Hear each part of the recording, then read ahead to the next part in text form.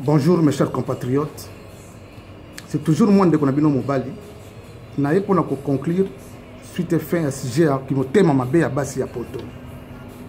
Maman bongo la motema. Tika motema ma bé. Tika motema ma bé.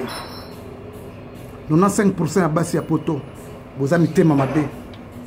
95% à basi ya poto. Maribo vanda mobali na ndako. Vous sala kaka ikobo. C'est ça normalité. Maman, yo za na mobali na ndako. Na kati ya Facebook no za ba ex na yo. Po bo sala nini, po bo solo la nini. Na WhatsApp na yo. Vous êtes toujours na ba ex na yo. Na ba numéro de téléphone ya ba mobali na yo ba ex na yo. Po na bo solo la nini, po bo sala nini. Maman, changer comportement.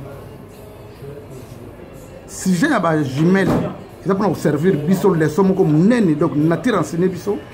Na ba couple to vandaka. Tout ça, la harmonité, tout ça, la dialogue, tout ça, la transparence. Yango, au moins, qui est comme un niveau. S'il y avait ce qu'on appelle la transparence et le dialogue correct, jamais, Banabanga se retrouver kuna.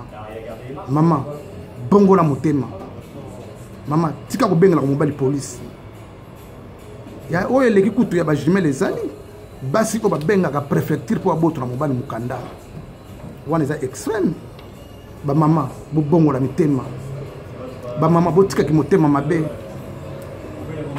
9 milliards sur 10 ba komo bela ba cardiaque bazo bela ba tension ikola ki motema mabe ba maman na biso ya poto ba maman bo fongo la mitema toza ba frère na bino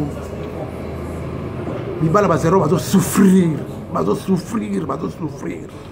pona ki motema mabe na bino ba maman bongo la mutema.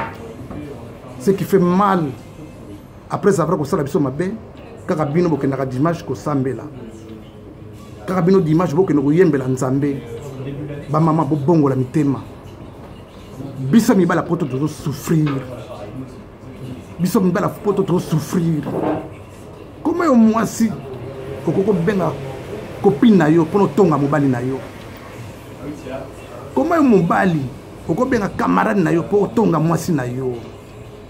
Eza normalité. Eza normalité. Na osenga na bandeko na nga basi bola na message oyo. Solution zaka moko. To changer ba comportement na biso. To lingana. Dialogue fait kota na kati bandako. To ko vanda kana ba relation toujours basée na hypocrisie na mensongité. Ba mama bo fungola mutema.